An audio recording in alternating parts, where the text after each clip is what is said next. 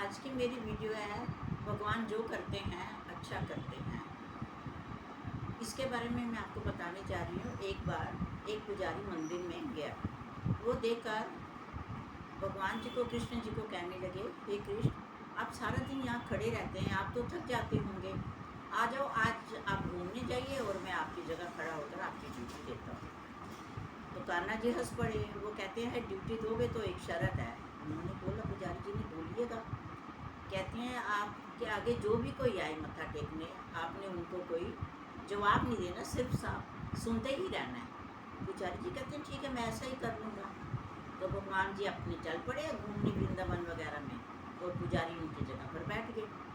तो सबसे पहले एक व्यापारी आए, उन्होंने आकर हाथ जोड़े, बोला, हे भगवान, आज से मैं एक नया व्यापार शुरू करने जा रहा हूँ, आप मेरी उस व्यापार में सहायता करना, मेरा व्यापार अच्छा चले। ये कहकर उन्होंने जैसे ही भगवान जी के आगे माथा टेका तो उनके जेब से एक पर्स निकल के गिर पड़ा। पुजारी जी अपने अरदास करके चले गए।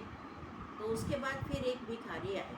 वो कहते हैं कि प्रभु, मेरे घर में खाने को कुछ नहीं है, मेरे बच्चे भूखे बैठे हैं, आप मेरे पर दया करें, मेरे पर कृपा करें ताकि मेरे बच्चों को पेट भर भोजन मिले। इतना कहकर उसने माथा टेका तो उनको वो बटुआ नज़र आ गया और वो उसने आदमी ने उठा लिया। कहता है, भगवान आप बहुत मेहरबान हो, आपने मेरी बहुत जल्दी सुन ली, आपकी अति कृपा हो। ये कहकर वो चला गया अपने रास्ते में। थोड़ी देर के बाद एक नाविक आया। वो कहते हैं, प्रभु आप हमेशा मेरी सुनते आए हो, आज मैं यात्रा के लिए 15 दिन के लिए जा रहा हूँ, आप मेरी यात्रा को सफल करना, मेरी नाव कहीं डूबे ना, डगमगाए ना, आप मेरे ऊपर कृपा करें। इतना कहकर जैसे ही वो गए तो वो जो पहले वाला व्यापारी था, वो एक पुलिस वाले को लेकर आ रहा था, कह रहा था कि इस नाविक ने मेरे बटुए को चुराया है। उसने उसको, पुलिस वाले ने उसको पकड़ लिया। जैसे उसको पकड़ा तो उसको जेल ले जाने लगे। तो वो जो पुजारी खड़े हुए थे भगवान जी की जगह, वो बोल उठे कि इसने नहीं, एक भिखारी आया था, वो इनके बटुए को लेकर चला गया। उसने क्या किया, पुलिसमैन ने उसको जेल में ले गए। फिर जैसे ही रात हुई तो भगवान जी उनके पास वापस आए अपने इस स्थान पर। उन्होंने उनसे पूछा, पुजारी जी बताइए कैसा रहा। पुजारी बहुत खुश, कहते हैं मैंने आज बहुत अच्छा किया, मैंने ऐसे किया और एक भिखारी को ऐसे किया।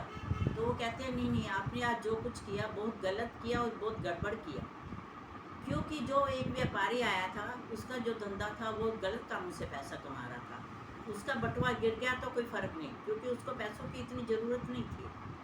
और जो एक भिखारी आया वो उठा के ले गया, उसको भी आपने जेल में पहुंचा दिया।